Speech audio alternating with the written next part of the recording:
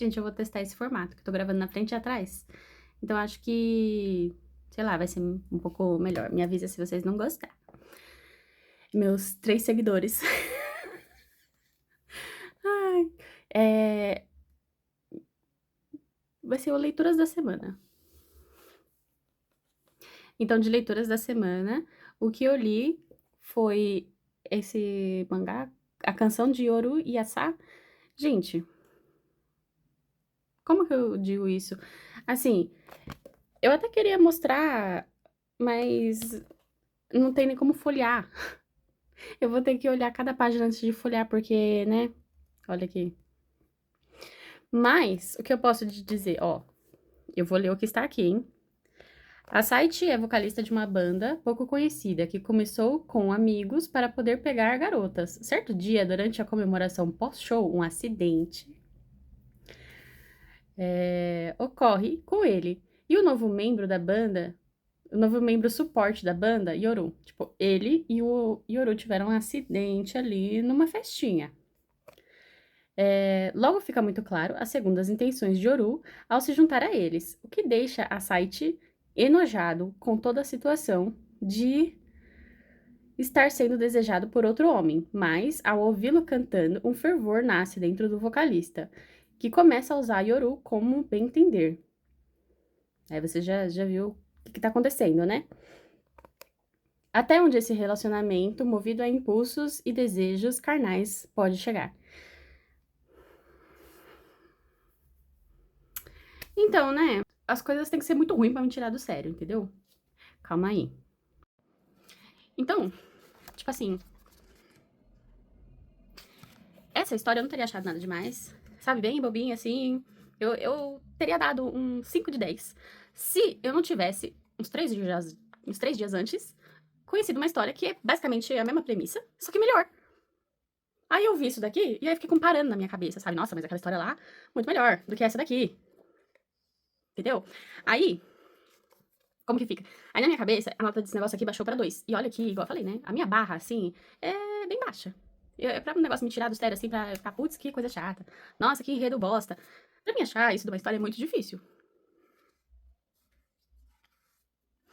Então, né? Na hora que eu tava lendo assim, eu pensei, por que a autora resolveu fazer isso? Por que ela foi para essa direção? Por que ela introduziu personagem X, Y e Z? Se você leu essa história, faz um vídeo me respondendo aí o que você achou. Se você, a sua opinião é igual à minha. Porque, tipo assim, tudo bem que é one shot, sabe? E a autora queria enfiar umas coisas no roteiro que, obviamente, não ia ter tempo de terminar. Sabe, isso daqui não parece que tem continuação, não. Se eu não me engano, é volume único. É, aqui, ó. Volume único. E aí, tipo, no começo, a autora já começa com personagem secundário a história. O que já não me agrada muito, assim, porque a- o primeiro personagem que aparece deveria ser o personagem que vai levar a história, né? Pô. E aí, logo de cara, tipo assim, ó. Esse é o personagem principal. Esses daqui são secundário. E já começa contando aqui a história deles, mostrando os secundários aqui. E aí, a impressão que passa, quando você começa a história, a primeira, a segunda página, é que a história vai ser sobre esse cara aqui. E aí eu tava meio confusa, porque eu tava tipo, quem é esse cara? Porque não é os dois da capa. Porque esse cara é loiro, né? Aí eu pensei assim, vai ver ele no passado, né? Porque esse personagem secundário que aparece aqui, ele também é loiro. E aí eu tava, né, tipo, toda confusa, assim. Pra onde esse personagem vai na história? E aí, esse personagem, ele só existe pra forçar uma vingança idiota. É aquele negócio assim, eu sempre falo da diferença, o que você pode esperar de um BL. E assim, tem os BLs que vieram naquela década que mulher não podia escrever histórias de personagens femininas fortes ou com desejo sexual ativo. Então, elas escreviam histórias heterossexuais, mas mudando o gênero da personagem. Pra que pudesse passar na censura das editoras. E aí pudesse publicar a história. Então todo mundo que lia a história sabia que aquele personagem, meio andrógeno assim, era na verdade uma menina. Só que a autora desenhava como menino pra poder passar na censura. Senão a editora não ia publicar aquela história, porque, segundo a editora, meninas não podiam ser pra frentex, e aí isso aí vai lá e fazer. E aí você tem, como fala, um apetite, um apetite sexual voraz. Vai lá, garota, é isso aí mesmo. Sabe? Não, não, sabe? Então, a criação de yaoi no Japão foi por causa disso. Porque as autoras queriam fazer história que a personagem feminina fosse forte, independente, que ela fosse lá fazer as decisões que ela quisesse, sabe? Sem sem estar amarrada ao patriarcado japonês. E, obviamente, que essas histórias eram canceladas. Não era nem cancelada, porque ela nem chegava a ser publicada. Então, quando os editores liam o manuscrito, eles falavam assim, olha, não, essa história não passa, não vai ser publicada. Então, as autoras começaram a ver que os personagens masculinos faziam o que bem entender. As personagens femininas não podia, sabe? Ah, você quer fazer uma história X, mas não pode. Você quer fazer uma história Y, não pode. Aí você fica, pô, então menina vai fazer o quê? Tá entendendo? Ah, então esse personagem aí é masculino. Foda-se, entendeu? E aí foi isso que aconteceu. Os primeiros BL, ou que gerou essa onda de BL, foi aqueles mangás que o personagem era menino se fingindo de menina, ou menina se fingindo de menino, sabe? Ah, e a princesa não sei o que era o príncipe, ah, o não sei o que na verdade era um menino, que era uma menina. Era uma mistura assim, porque era um jeito deles conseguirem passar na censura. Se não fosse um personagem dito masculino, ou observável como masculino, essa história não ia ser publicada, entendeu? Porque as editoras não iriam publicar.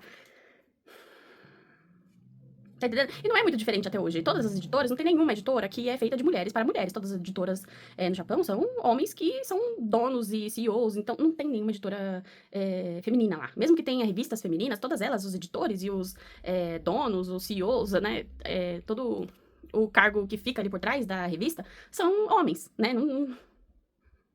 E aí, no final, mesmo que esteja mulher fazendo a história, mulher escrevendo, produzindo, desenhando, não é ela que decide o que vai ser publicado no final. Então, elas tiveram que se adaptar aos gostos dos homens que estavam no poder ali pra, né?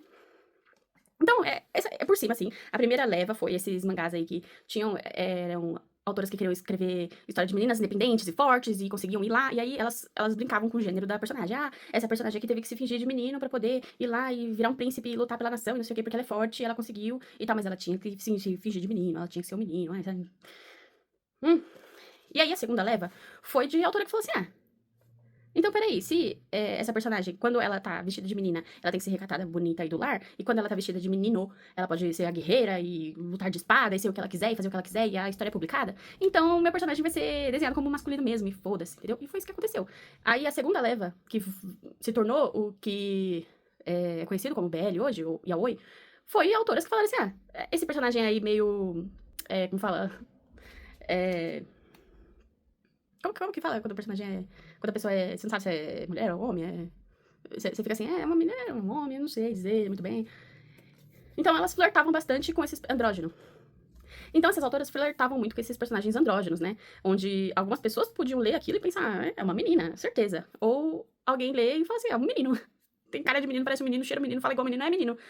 E quando na verdade todas essas histórias eram meninas, só que a autora desenhava o máximo possível pra parecer um menino pra poder passar na censura. Gente, a gente tá falando dos anos 70, anos 60, tá entendendo? Não é tipo ontem ali, entendeu? E o movimento Yaoi começou com isso, não com, queremos fazer histórias LGBT, não. As histórias não são LGBT, desculpa te dizer. Hoje em dia, talvez, não sei, foi se fundindo assim, Yaoi BL, LGBTQIA+, plus, tá entendendo? Foi se fundindo as coisas assim, e tipo, foi misturando o que um país interpretava que era uma coisa, tipo, o que o Japão pensava que era BL, ou o que o Japão pensava que era Yaoi, o que a Coreia acha que é Yaoi, o que a China acha que é Yaoi, o que a Tailândia acha que é Yaoi. E aí as coisas foram meio que, né, misturou tudo, virou tudo BL no final. Hoje em dia, e aí, tipo, BL, história LGBT, que ia mais, aí eles colocam tudo no mesmo balaio, sendo que não era assim, né? As histórias Yaoi ainda são meio, igual eu falei, porque tem várias gerações depois daquela primeira, né, que era censurada.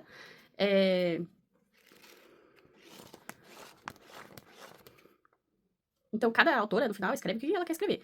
Mas que o começo do BL, do Yaoi, vem do fato de que as autoras não podiam escrever o que elas queriam.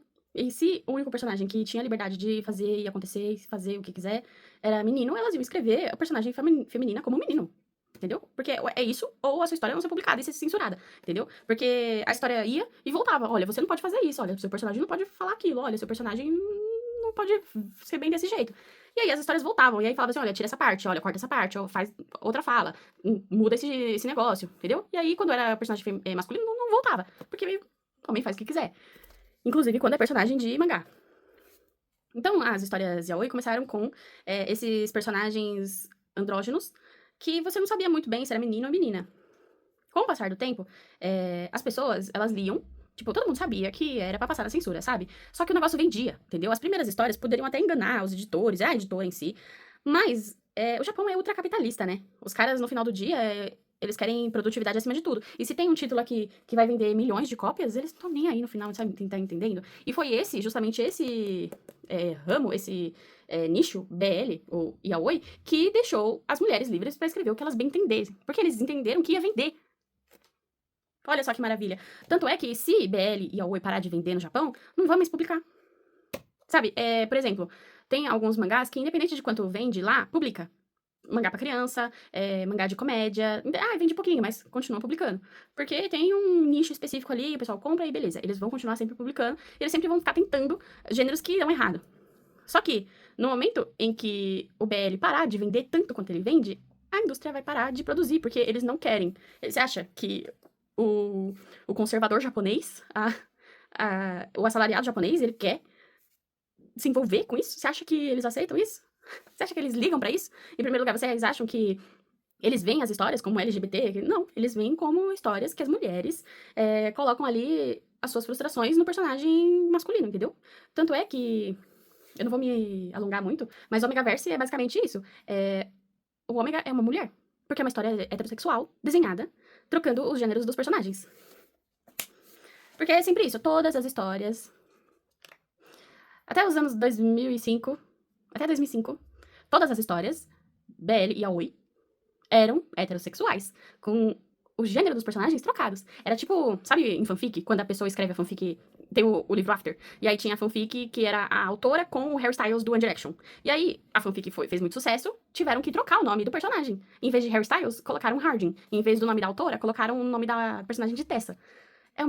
Continua sendo uma fanfic da autora com o Harry Styles. Só mudou o nome dos personagens. Mudou mais nada. É a mesma coisa. A história continua a mesma coisa. A história é heterossexual. Só mudou o jeito que a autora desenhava o personagem. Então, quando as pessoas falam assim, porque... Tipo assim, vamos supor assim, esse daqui é o passivo, ou é o feminino, ou é o... Sei lá, quando eles falam assim, o ativo passivo, esse é a mulher da relação. É disso, tá entendendo? É por isso que sempre houve essa discussão de, sempre o menorzinho, o mais baixinho, é o menor da relação, é o passivo da relação. Aqui no caso, esse daqui é o menor, e esse aqui é o alto. Mas ele é o passivo e esse aqui é o ativo, tá entendendo? E aí sempre quando vinha esses negócios de tipo assim, o mais frágilzinho, o mais pequenininho, não sei o quezinho, é a mulher da relação. Parece que sempre é esse estereótipo quando a gente lê yaoi. Por que é? Porque o fraquinho, o genininho, era pra representar a mulher, entendeu? A história é heterossexual. Por isso que nessas histórias nunca tem, tipo, o peso de uma relação gay numa sociedade. Porque não é gay. Até 2005, assim. Hoje em dia, não, tipo, esse mangá aqui, por exemplo, esse cara é muito homofóbico. Muito homofóbico. E de graça, assim. Esse mangá aqui é o que as pessoas esperam que o mangá BL yaoi seja. Isso aqui é o puro suco do que o pessoal imagina que é um yaoi. É isso aqui. Yaoi não é uma abreviação de Yanashi, Iminashi, Inashi, não sei o que. Being self-published manga, typically fan works, but not always. It's a term created from the phrase Yamanashi, Ojinashi, Iminashi, which means no climax, no point, no meaning. A self-deprecating, ironic term referring to how some early yaoi works typically focused on intimacy and would be lacking in plot or character development. This was initially used to describe amateur works that were inspired by Shonen Ai and gay manga. Significa sem plot, sem conteúdo, sem nada, só... É basicamente isso daqui, ó. Não tem plot, não tem história, não tem nada, sabe? A autora... E aí... Isso aqui é tudo o preconceito que as pessoas têm de yaoi. Tá tudo aqui dentro. Tá tudo aqui dentro. Na minha opinião, entendeu? E aí... O yaoi deveria ser um jeito que histórias heterossexuais fossem contadas de um jeito que o público feminino não conseguisse se identificar e conseguisse ler sempre como uma terceira via, sempre uma terceira pessoa. Então, quando é um personagem feminino e um masculino...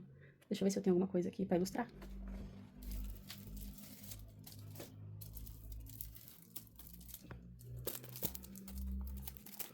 Quando tem uma personagem feminina e um masculino, você sempre vai ficar do lado da menina. Eu, no caso, assim, eu como mulher, eu sempre vou ler ficando do lado da menina. Eu nunca vou ler pensando no lado do personagem. Se os dois estão numa relação e eles são um casal, eu sempre vou ler e me colocar no lugar dela. E quando a gente lê BL, a gente consegue ver uma relação, um romance, e eu não me coloco no lugar de ninguém. Era pra ser isso, entendeu? Boys love as a manga genre started and has stayed mostly within shoujo and josei, manga for girls and adult women.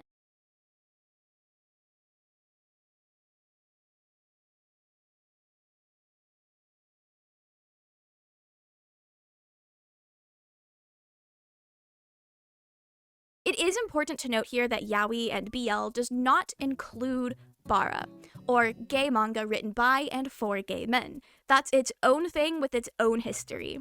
67, while shoujo was still heavily restricted. But the funny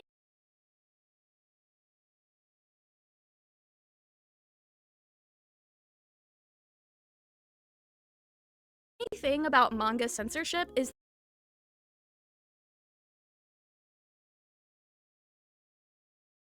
that the way laws were written, it was very explicit and specific in saying, hey, you cannot have sex between a man and a woman, sure. But also, that kind of creates a legal loophole here for gay people. It's said that Takemiya wanted to write a story that explored sexuality and was explicit, so she turned to male-male romance as that loophole. Male-male romance was also something she thought readers would be more interested in, since female and male relationships may be too real. And there's topics like marriage and pregnancy that would be brought up. If the romance was between two boys, readers could ignore all of the real-world issues and just focus on the love, the story being told here, not the logistics that would be in their own relationships, whether now or in the future. This thought process is part of what sets early boys' love aside from stories that seek to actually depict gay men in a realistic manner. Boys' love is gay men as a form of escapism for the assumed female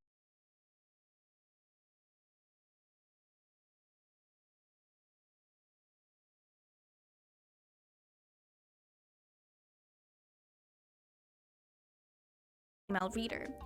Let's